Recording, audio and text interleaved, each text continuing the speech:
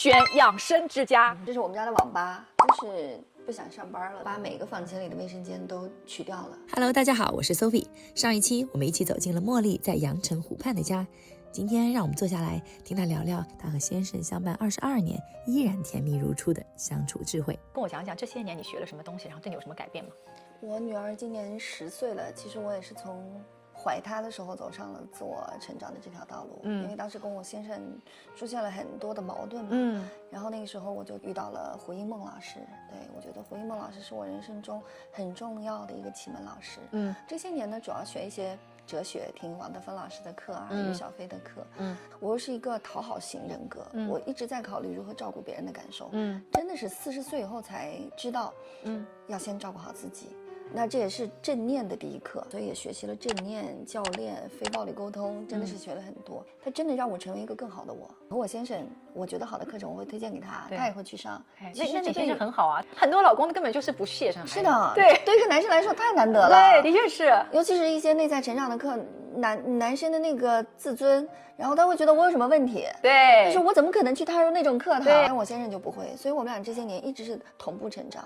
那包括如何和孩子相处，我们之间要如何的沟通，我觉得都是我们学习中一遍一遍尝试带来的。有时候会问到彼此的建议。以前他说你可以给建议，但是我可以不听。那我慢慢的我就不愿意说了。对，我说你可以说，我可以给建议，但是你让我有听到的感觉，但你做不做 OK 你决定。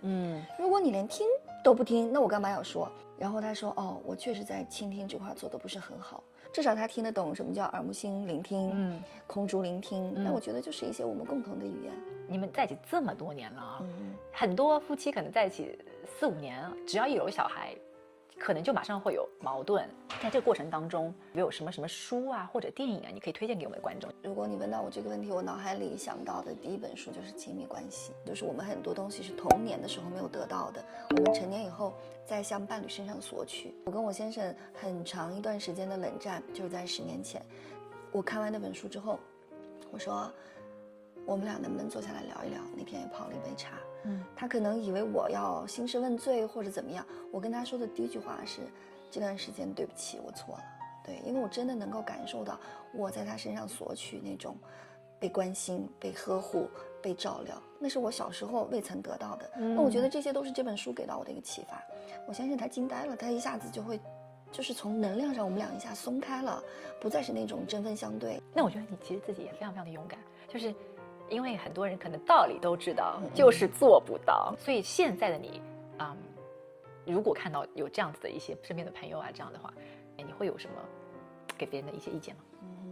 首先，我现在是一个很少给别人意见和建议的人。对，因为我觉得当对方需要的时候，我在讲。你如果问我的话，我觉得我们不要企图改变任何人，真的是先做好自己。如果你改变了，对方没有改变，那没有关系，对你来说，你收获了，你成长了就 OK 了。对。但是如果我们带的是我改变，我是希望对方改变的这个期待去改变的，那一旦有期待，就一定会落空。对。那我觉得现在大部分的亲密关系都是刚开始两情相悦的，对不对？他对方总有吸引你的点，为什么有一天你就看不惯他了呢？对啊，对吧？所以其实我们是否可以先改变了自己，去发现那些原来你爱上他的那些部分，还有没有现在他还有一些可爱的部分？所以我觉得，当我们从一种挑刺的，然后各种看不惯的，变成一种更大的接纳和允许的时候，你自己也会轻松很多。主要是茉莉这个人很真实。他会把他每天的心得有一些领悟都发到朋友圈。我有时候会觉得是不是发太多了，后来一想算了，我不管别人怎么看我了，我记录下来，就是我老了以后我可以翻看。对，你对于小孩子的一些成长亲子沟通当中，你对他有没有一些基本的一些规则的要求？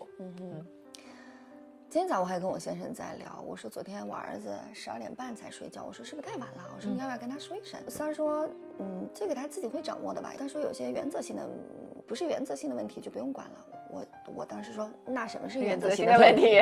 对，所以我们其实对于孩子的那个规定呀、标准啊，其实没有那么太多。所以以至于我跟我先生今天早上还在纠结，那到底是什么原则性的问题？那我觉得在我的育儿跟孩子的相处的过程中，我真的很看重我们之间的连接。我也不怎么管他们的学习，我会觉得有什么比我们母子母女之间的关系更重要的呢？坦白讲，我上学的时候我也不是一个好学生，我现在有什么资格要求他一定要成为好学生？对。所以我觉得我和孩子们之间的链接其实是非常深的。昨天晚上我女儿因为没作业，我们还玩了一个晚上哈。